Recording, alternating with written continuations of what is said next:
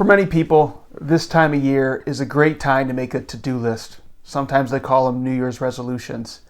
And while I'm a big proponent of that, one of the challenges I find is that unless you fundamentally shift something in your identity, unless you change your habits, they're going to creep back up this year into whatever you set to do as a New Year's resolution or your to-do list.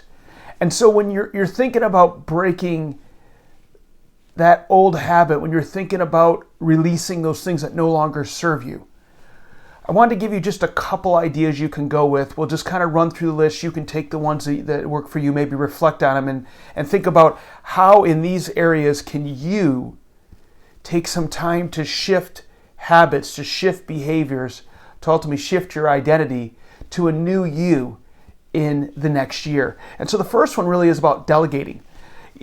At work, when you're at home, how are you making sure you're focusing on your highest and best use?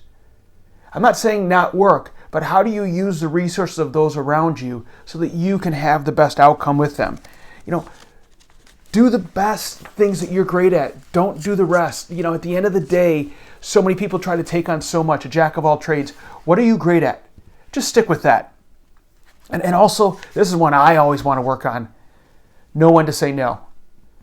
The most successful people say no often. Just remember that. Another thing is setting limits. We always think we're invincible. We think that we can take on more than we can. How do you set limits so that you can actually have boundaries that protect you from yourself sometimes?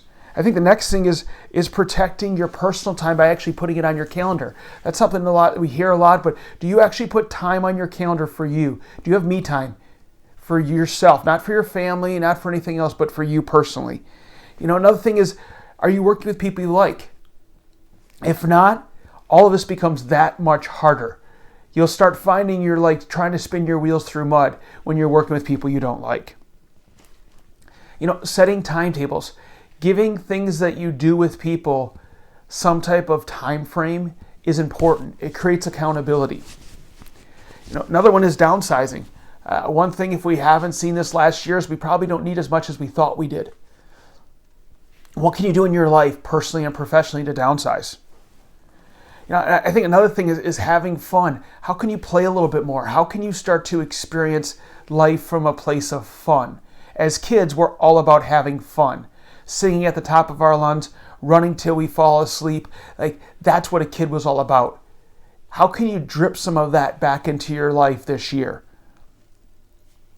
Another thing, and I have not mastered this, so this is something that I want to achieve, is how do you unplug from your own smartphone, from your own personal devices?